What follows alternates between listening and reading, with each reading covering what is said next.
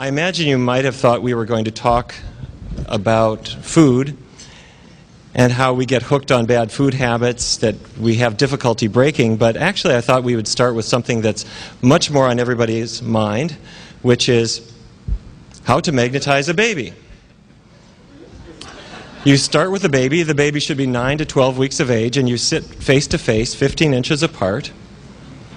You mix 1 teaspoon of sugar, 1 cup of water, and mix them together. Take the baby's pacifier, stick it in the sugar water, plunk it in the baby's mouth, and wait for 3.5 minutes. When the timer goes off, stop. The baby is magnetized, and you may walk out of the room. Come back in about 10 minutes later with lots of other people, and what you discover is the baby ignores everybody. The baby looks only at you and gurgles and coos and throws you a seductive shoulder and is really looking at you quite adoringly.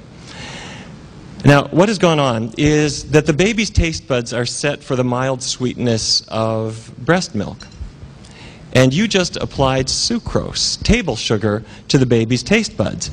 And that triggers a nerve impulse that goes to the base of the brain, and opiate chemicals, cousins of heroin or morphine, are then released in the baby's brain. In turn, they trigger the release of another brain chemical called dopamine, and that is responsible for everything that feels good. And the baby was experiencing this while looking at you. And the baby now associates you with all things that are good. So this is obviously very practical for grandparents. It doesn't have to be your baby. You can magnetize anyone's baby. Hospitals have been trying this, actually. If you have a newborn, I'm talking about 1 day of life or second day of life, and you're going to draw a blood sample, the typical technique is you take a little lancet and stick the baby in the heel and you get a drop of blood out. If you dribble some water in the baby's mouth beforehand, the baby cries just as much as before. But if you put a little sugar into the water and dribble it into the baby's mouth and then stick them, you discover the baby cries much less. What's going on here is that you're triggering the release of opiates, which have a mild anesthetic effect in the baby's brain. And this has no effect, however, if mom was a heroin addict. And can you guess why? Because the baby has been bathing in opiates, of course, for 9 months, and so your little bit of opiate that's caused from the release of the sugar has no effect. Okay? So the point being that sugar is essentially a drug. Not necessarily a terribly bad one or a terribly strong one, but it has drug-like effects nonetheless, working through the opiate system in the brain. And when we are grown-up babies, this is the kind of sugar that we take advantage of, and we react in our own way. Well, does it matter? Well, a teaspoon of sugar has only about 15 calories. It's not really a big problem. The problem with sugar, though, is that it gets into everything. It's easy to have large amounts of it piling up. And if you have one of these 20-ounce sodas, that can pack 250 calories of sugar that you didn't need. Now, when I was a kid growing up in North Dakota, we would have sodas every 3 months or something like that at a picnic or a party or something. It wasn't everyday fare. And I remember when the cans came in, our sodas were 6-ounce bottles. When the cans came in, my mother would say, "I can't finish a whole can of soda. I wish I had something that I could use to seal it up and save it for the next day." Well, today, if you go into any store, the smallest bottle you will find is 20 ounces. This is from Coca-Cola's nutrition analysis. 68 grams of sugar and almost as much caffeine as a cup of coffee. So if the sugar weren't a drug effect enough, the caffeine adds to it, and a 12 or 14-year-old kid consuming this is effectively hooked. This is from the Coca-Cola website. That is a lie. Now, help me out here. Tell me if you spot an addicting food. If you see one, just go ahead and call out. Oh, okay, all right. Nobody called out for broccoli, I noticed. Okay. Cauliflower, anyone? Well, okay, all right. This is my friend, Narcan. This is an opiate-blocking drug. A guy is shooting up heroin on the street, and he accidentally misjudges the amount. and he shoots up too much heroin, and he gets wobbly, and he passes out, and his friends know what's going on. He's going to die. So they drag him into the emergency room, and you find a vein, and you inject Narcan, naloxone. It's an opiate blocker. What it does is it stops heroin from being able to affect the brain. So he wakes up, and you've saved his life. Now, if you gave this very same drug to a chocolate addict, I don't mean a person who likes chocolate, I mean a person who binges and is really throwing it down, you discover the most amazing thing. They take a taste of chocolate, and they set it back down. They'll try it again, and they just set it down. It tastes like chocolate, it has the mouthfeel of chocolate, it smells like chocolate, but the appeal of it is largely gone. Now, by the way, this is not a treatment. If you wanted to do this, you'd have to actually have an IV hookup as you went to the 7-Eleven. But what it shows us is that the part that we are aware of is the taste. What is happening in reality is a brain effect in which opiate chemicals are released in response to that taste of chocolate, and that is why we are driven to it, especially at any time when you need a little anesthesia. If you're tired, if you're angry, if you're annoyed, if you're alone, we tend to turn to these foods, especially at that time. It's a drug effect. Now, chocolate is not just sugar. A true chocolate addict is not going to be happy with a box of Domino sugar. Chocolate has caffeine in it. It has theobromine in it. Have you heard of this? Anybody have dogs? Anybody have dogs? Okay. Did your vet ever say, don't give your dog chocolate? Theobromine is a mild stimulant for humans, but it can be fatal to dogs, and so that's what's going on there. Phenylethylamine is an amphetamine-like compound that's in chocolate, it's in sausage, it's in cheese. And anandamide is the compound in the brain that is affected by THC. I'm talking about the active ingredient in marijuana. The anandamide is the brain chemical that's turned on by that. Chocolate causes that effect to persist. So chocolate isn't really a drug. It's the whole drugstore sort of wrapped up all in one. Now, we recently did a research study.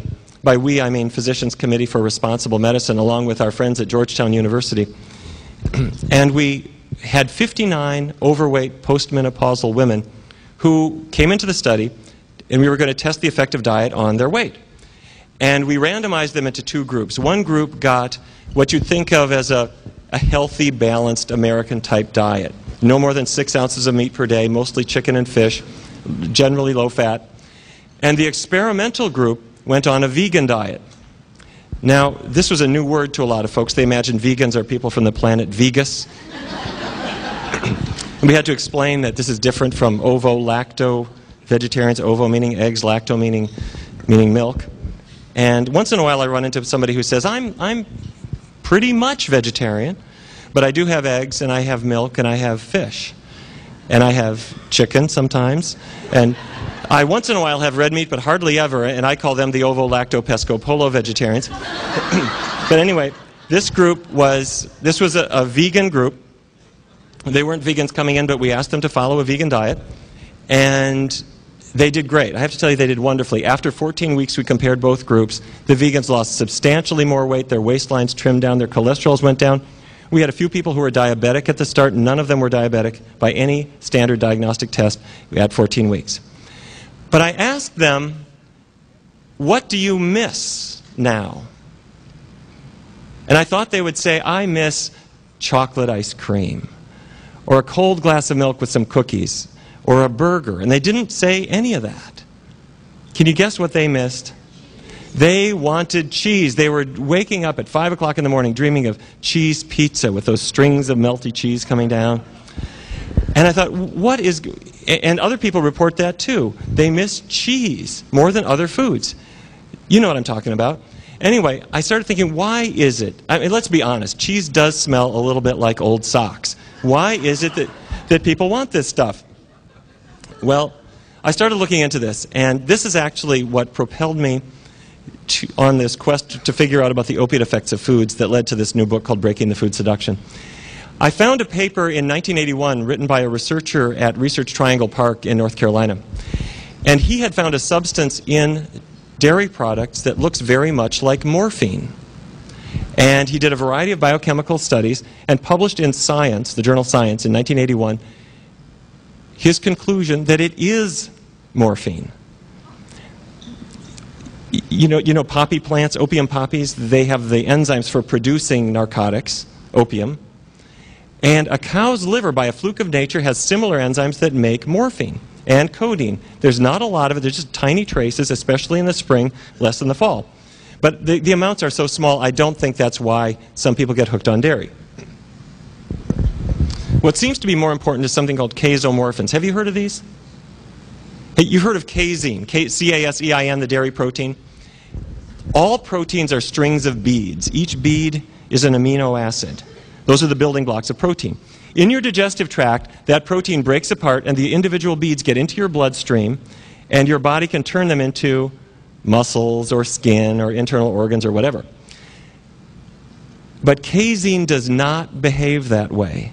Casein is a long string of amino acids like other proteins, but in the calf's digestive tract, it's broken into not individual amino acids, but strings of 4 or 5 or 7. And they're biologically active. They have opiate activity. By that I mean they act like mild narcotic drugs. They're not that strong. The strongest is about 1/10 the power of pure morphine. But if any of you were ever in the hospital and you got a pain-killing drug that was in the narcotic class, like morphine or Demerol, the biggest side effect is that you get constipated fairly quickly. Well, if any of you ever did a big cheese overdose, that breaks apart into these narcotics, and one of the principal side effects is exactly the same. It's a narcotic-like effect. Now, for chemists in the audience, this is what the casomorphins look like, and it raises the question, what the heck are they doing there? Why would we have opiate compounds in milk? And I want to offer you my theory. My theory is that nature doesn't like leaving anything to chance. If the baby calf did not like nursing and turned away and said, "Mom, I'm just going to go wander in the woods today," or if a breastfeeding baby turned away from the breast, they wouldn't do well. They wouldn't thrive. So nature builds milk with protein and fat and sugar and hormones and growth factors of various kinds and a nice little narcotic effect so that the casomorphins go to the baby's brain and cause a little bit of sedation. And for any of you who have ever looked at a baby as he or she is nursing, they get this funny look on their face. And then they doze off to sleep, and we think, my lullabies were so compelling. I hate to break it to you, you just drugged the kid. And now nature never figured that we would continue consuming milk, but what I'm suggesting is that the mother-infant bond has a biological basis in drug-like compounds, and that the human refrigerator bond kind of works the same way. Now, is it a good idea to break away from cheese? Well, here are the figures. The calorie content of cheese is huge. It's probably the most fattening food that people include in their diets. 2 ounces of cheese, which is about as much as you top a sandwich with, has close to 200 calories and lots and lots and lots of fat, mostly the bad fat, the saturated fat. That's the kind that makes your cardiologist get kind of woozy. The cholesterol content is high, too. If you compare it to sirloin steak, ounce per ounce, it's as bad or worse. Okay, did any of you have arthritis or migraines or digestive problems that got better when you got away from dairy products? Anybody experience that? It's the most amazing thing, isn't it? Where people who live for years with these conditions, the doctors do all kinds of expensive tests, and then one day somebody says, why don't you stop dairy products? And suddenly, your body gets back to the way nature wanted it to be. I think this is most important, perhaps not even for adults, for kids. If any of you have known a kid who has migraine headaches, it's the most tragic thing, especially for a kid who gets them frequently. These kids, it's not a tension headache. It's not, I've kind of had a bad day. These kids have pounding pain, and it throbs all night long and into the next day. These kids don't play. They don't think, they don't read, they don't go to school, they don't do anything. What they do is they lie in the dark, trying to fall asleep. It's because they know that if they can just fall asleep, then they might wake up without the headache.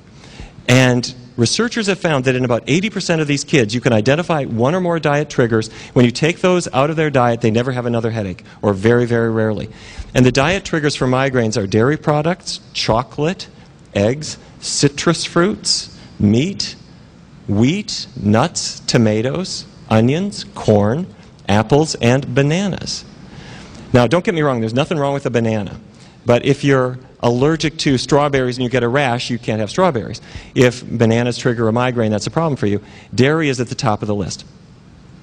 And arthritis, same story. For many, many people, their joints are just grinding, and when they get away from dairy, they get better. Okay. Let me take a couple of minutes and talk about something that is really critical. Every cancer researcher in America knows this, and other people, it's not on our collective radar screen, and that's milk and prostate cancer. Have you heard about this? It started out as just an observation. If you compare countries that consume a lot of dairy products versus those that have dairy products very rarely, the Scandinavian countries have quite a lot of dairy. North America, same story. We have a lot of, I have no idea what's causing all of this. No, the doctor knows instantly this is alcoholism, and I'm not going to send you down to the liver specialist and the eye specialist and the dermatologist to look at your nose. What we are going to talk about is how to separate you from this condition that is, from this substance that is causing all of these medical conditions. Same doctor's office. A guy walks in, he's had a heart attack. His cholesterol is going up, he has a touch of diabetes, he has high blood pressure, and he's got gout. The doctor now will give him 5 diagnoses, send him to 5 specialists, write 5 different prescriptions, and nobody ever says, wait a minute.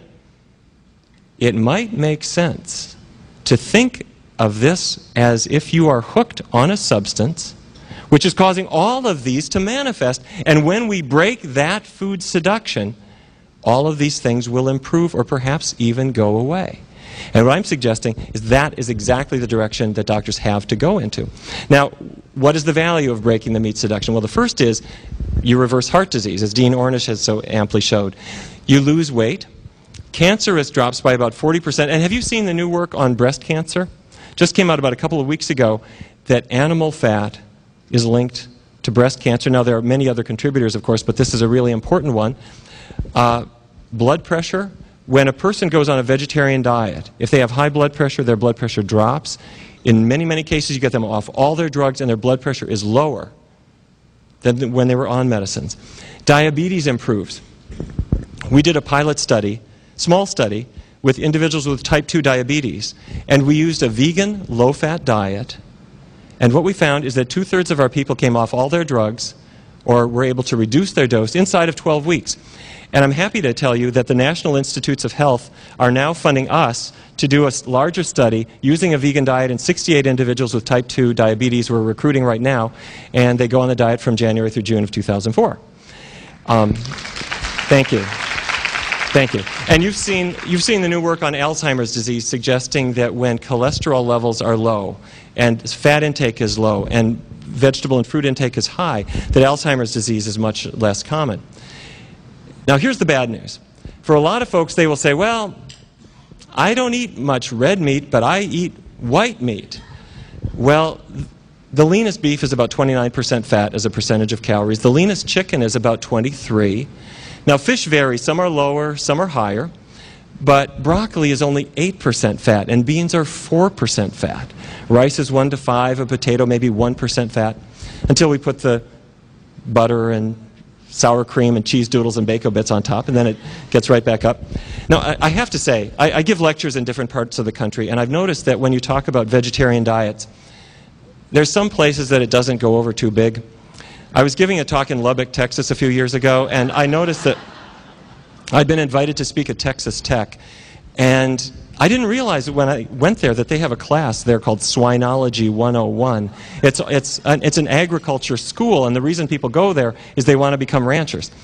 But anyway, I'm talking about how people should do a vegetarian diet that would reverse heart disease and make them live longer, and the audience doesn't like this. And I pretty soon noticed they're kind of grumbling a lot, and 1 or 2 people are heckling me. And I realized here I am in the middle of cattle country, advocating a vegetarian diet. But the fact is, my grandpa was a cattle rancher, and my dad grew up on a cattle ranch, and my uncles and cousins are all in that business. So I don't consider them the enemy. I consider them to be people at the same risk as everybody else, and they need this message. So I'm describing to these guys in Lubbock about how particles of cholesterol enter the artery wall, and they cause artery blockages to gradually grow, and that causes heart attacks. And we have 4,000 of them every single day. And if we went on a vegetarian diet collectively, that would not happen with that kind of frequency. Well, at this point, the audience is booing. And they're, they're just really giving me a hard time. And I finally just had to say, look, you guys, you can heckle me as much as you want to. But this process of atherosclerosis, this hardening of the arteries that comes from a lifetime of eating beef and other high-fat foods, it doesn't just cause heart attacks. It can also make you impotent. And I had their complete attention for the rest of my lecture. Now, see, I wasn't making this up. By age 60, 1 in 4 American men is impotent. And it's not performance anxiety when you're 60. It's, you see, the coronary arteries that go to the heart muscle, if they get artery blockages, you don't get blood and oxygen to the heart anymore, and a portion of the heart muscle dies. That's a myocardial infarction or a heart attack. If you block the arteries to the brain, you get a stroke or a death of the portion of the brain that artery was leading to. If you block the arteries to any vital organ, are you with me? Okay, all right. You see, the male sexual anatomy is this peculiar hydraulic system that it was obviously devised on a Monday because everything goes wrong with it. But you need a good, vigorous blood supply in order for it to function properly. So anyway, by the way, this is no joke for cardiologists. They know a man in his 50s who develops impotence has a 1 in 4 risk of heart attack or stroke within 2 years. It's just a sign of blocked arteries. So anyway, at the end of my lecture in Lubbock, I had all these guys in snakeskin boots coming up to the front, asking me for my macho tofu recipes and power brown rice. I realized I should stop talking about heart attacks, because that doesn't motivate people, but we figured out what does. So, now, I want to give you a little bit of bad news, and I want your help. The American Cancer Society is a huge nonprofit organization, and their development department has apparently not figured out what their nutritional scientists know. They're sponsoring an event in Atlanta called the Cattle Barons Ball, which has as its principal coordinators the owners of the Buckhead Beef Company. And these are phenomenally wealthy people in Atlanta, and they're trying to raise money for cancer. Now, cancer researchers, if there's one thing that is really clear, it's that individuals who eat a lot of beef have more colon cancer, probably 300% more than other people. Saturated fat is linked to breast cancer, so why is the American Cancer Society doing this? Well, it's not just doing it in Atlanta. They're doing it out here. They're doing them all around the country, having people dress up in cowboy attire and go in, and they are served ribs. And they then give money, and you know where the money goes? We're afraid of telling the truth about cancer. We say, get your mammogram, get screened so that we find it. Now, I want to find cancer if it's there, but I don't want it to be there. Or let's raise money for better treatments. Well, if you've got it, let's treat it. But there's a third step, and that's to prevent it from happening, and that is never going to happen if we don't separate ourselves from the things that cause it. Now, I know that you all know this, but we want, when you get to have a big charity like this, they're afraid of telling the truth. They're willing to beat up on tobacco now because everybody else is. But what we have to say is that we should not have the meat-based diet that we have in America if we ever intend to tackle cancer. So, just this morning, I was on the phone with the chief scientists at the American Cancer Society saying you have to cancel this event, or you have to retheme it. They were going further. They were actually planning to run live cattle through the streets of Atlanta as a promotional PR stunt, and they're having pig races at the event to try to make people get into this theme about agriculture is your friend and so forth, and it's complete nonsense. It has to be stopped. Would you do me a favor? Would you write down that number on your screen? And would you please call them and say, please don't do this. Let's get serious. We have to do what we can to stop cancer. Or else, at the end of my presentation tonight, I'm going to give our website, PCRM's website. Click on there. I'll give you all the details there as well, okay? I am quite convinced that if, thank you. They mean well. They just need to hear this message, and if we work together, we can get them to do the right thing too. Okay, let's say I want to break free. I'm convinced I'm ready to change my own diet. Well, what do we do? What I suggest you do is we're going to take a 3-week period, and during this period of time we're going to start with a healthy breakfast. Why? Because if your breakfast is really high in fiber, it keeps you full during the morning, so you're less likely to fall prey to the donut tray that is walking by work at about 10:30 that morning. Now, when I was a kid growing up in Fargo, North Dakota, my mom cooked us different kinds of breakfasts.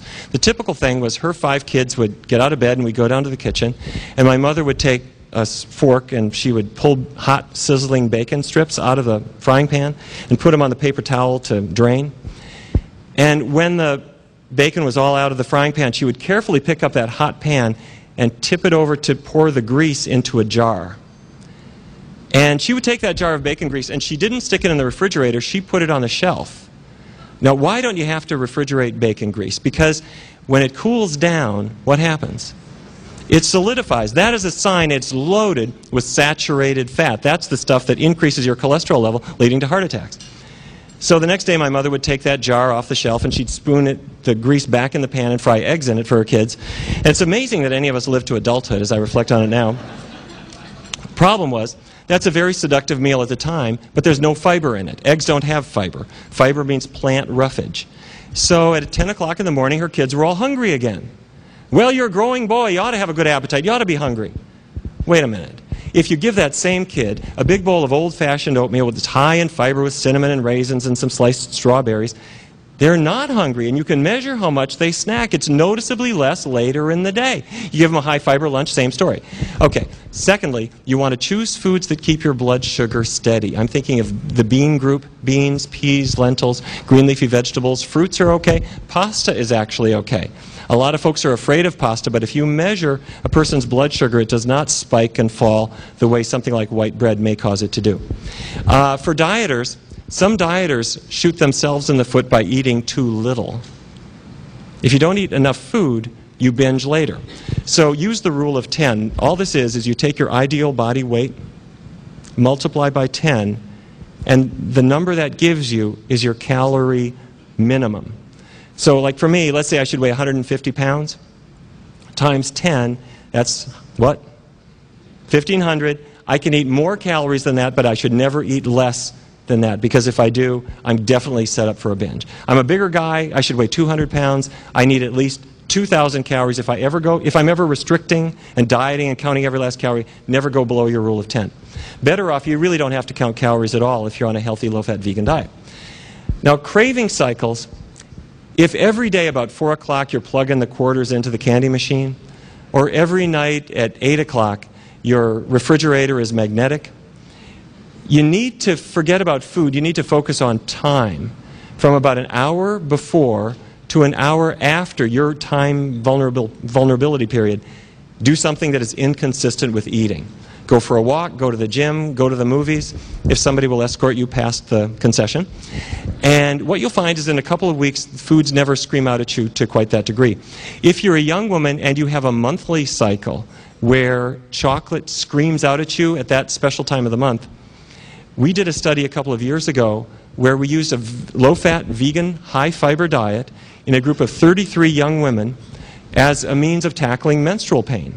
And all it does is very low-fat foods reduce the amount of estrogen in the blood so that you don't have these ups and downs of estrogen. At the end of the month, the hormone shifts are not so pronounced. Cramps are reduced, PMS is reduced, cravings are reduced. Unless you had a double bacon cheeseburger any time in the month, in which case there's enough fat to increase the estrogen production right back up and you run into problems at the end of the month. Okay, exercise and rest. A lot of us really don't exercise much during the day. And as a result, when we lie down to sleep, our brains are kind of wired, but our bodies aren't really fatigued, so we don't sleep very soundly. But if you look at kids, kids run around all day and they lie down to sleep and they're like comatose. Well, if you get some more exercise in your routine, go to bed just 10 minutes early. What you find is you wake up the next day with a little bit better resolve against the cravings that might come by. So if you put all of these things together, you start with a healthy breakfast, you're eating an adequate amount of food, you're holding your blood sugar steady, and you feel well rested, the cravings just don't matter to you so much. But there's two other things that I think are important to do. One is don't do it alone. Grab somebody else and say, we are cheese addicts. Let's go together to the Betty Ford Cheese Clinic, and we're going to get fixed. Social support really matters, and also other motivators. If I'm telling an 18-year-old kid that he should avoid dairy products, and if he does, he won't get prostate cancer, he just stares at me blankly. An 18-year-old young man, he doesn't have a prostate. Or, well, if he does, he doesn't know where it is, and he's not sure how to spell it. But on the other hand, an 18-year-old kid is an environmentalist. They don't eat meat for that reason. Or they're an animal rights activist, and they've heard the numbers. Americans now eat 1 million animals per hour. And for young folks, that means more to them than anything. Or if I have a 40-year-old guy who quit smoking, he did not quit smoking for himself. He quit smoking for his wife and his kids because he knew he can't risk his health. So if you have a little talk about what are we doing with our diets, we're not doing our families any favors by risking illness in ourselves. So whatever your motivators are, you just plug them in. Your body doesn't care why you choose them. Okay, all right, I'm ready to do this, but I'm a little scared about making a lifetime commitment. Well, sure, you don't have to. You just make a commitment for about 3 weeks. That we can do. So during a 3-week period, if you're new to any of this, you use the new 4 food groups, and that means grains, the legume group, the bean group, vegetables and fruits, and all the wonderful foods that they turn into. I like to encourage people to take a multiple vitamin for vitamin D, which ought to come from the sun, but for a lot of folks in parts of the country where there is not much sun or they're working indoors all day long, the vitamin will give them that, and vitamin B12. And before you start your 3-week period, do a little experimenting and figure out which foods you might like. So these are some from Breaking the Food Seduction, but there are many, many more out there. Many wonderful choices of books that will guide you along. And then once you're ready, you know what you're going to have, do it 100%. If you're now ovo-lacto, now's the time to go vegan. If you're not yet ovo-lacto, now's the time to go all the way and get all that stuff out of your diet. Don't stick your toe in the swimming pool. Jump in and see what the water is like. And the reason I say that is if you have a healthy meal on Wednesday and another one on Sunday, your cholesterol does not fall. You don't lose an ounce. If you have diabetes, it does not get better. It works to do it all the way. But you only do it for 3 weeks. Now, the nice thing about this is what you weren't expecting is that 3 weeks is all the time you need to adapt. Think back. How many of you ever switched from whole milk to skim milk? Let me see. Okay, when you did, how did the skim milk taste at first? Watery, kind of horrible. But then after 3 weeks, what happens? It tastes okay? Okay. Did you ever go back and then have whole milk again? What did that taste like? It's thick, it's greasy, it's creamy. Well, your whole life it was okay until you had a 3-week break from it, and now you can't drink it anymore. I'm going to tell you a secret. Your taste buds have what is, for all intents and purposes, a little thermostat that is your food preference. You have one for fat, one for sugar, and one for salt. And it's set based on what they have been in touch with over the preceding 5 or 6 days. So if you go low salt tomorrow, I guarantee you'll hate it. If you stick with it, you will adapt, and then you will not, you'll go to the movies and somebody will put all kinds of salt on the popcorn, you can't eat it. If you go to a totally low-fat vegan diet, and then if this is not your routine, for the first day or two it seems odd, it seems too light, but you start to adapt, and then after 3 weeks you go out and say, I'm going to have that double bacon cheese monster burger, and you do, and it doesn't really taste like what you had hoped. The preferences for today are set by what you had yesterday. And so that's why we have a clean break, but just for a short period of time. And the last tip is actually something that my mom taught me. My mom lives in Fargo, North Dakota with my dad, and she had a very high cholesterol level. And I kept encouraging her to change her diet. And she would not pay any attention to me. And for a long time this went on. She just ignored all my advice. And I finally realized why this was. And the reason is I'm her third-born child. Are any of you third-born children? Okay, is this not true? Your parents never paid attention to anything you ever said. You see, you know this is true. The first child, you pay a lot of attention to them. The first nonsense syllables they utter, you write it down, you call grandma. And when they take their first steps, you take a lot of pictures. And the photo album is page after page after page after page of child number 1. And then child number 2 comes along. There's very few pages of that kid because they've seen what dribbling toddlers are like. Now, the third-born child, you can be looking at your mom in the eye, and you can say, Mom, you've got hypercholesterolemia. You probably have atherosclerosis. She just thinks it's cute, you know, big words. That's it. She's paying no attention at all. So anyway, my mom goes to her doctor. He says, Mrs. Barnard, sit down. You've been dealing with this high cholesterol level for too long. I'm writing a prescription for you now for some cholesterol-lowering medication. I want you to take it. She says, okay. How long for? And he says, I don't think you get it. You're going to take this medication for the rest of your life. And she says, well, wait a minute. I have to think this over. And she goes home, and she picks up a book that I wrote called Food for Life. And Neil told me that if I made these recipes, my cholesterol level would fall. She does it. My mom becomes a vegan. And 6 weeks later, she's been a vegan this whole time, she goes back to her doctor. Her cholesterol has dropped 80 points. The doctor, this is a true story, the doctor thought he had a lab error. And he's explaining this to her. She goes, thanks, got the message, bye. She has a totally normal cholesterol level. She goes home, she picks up the phone, she says, Neil, why didn't you tell me about this before?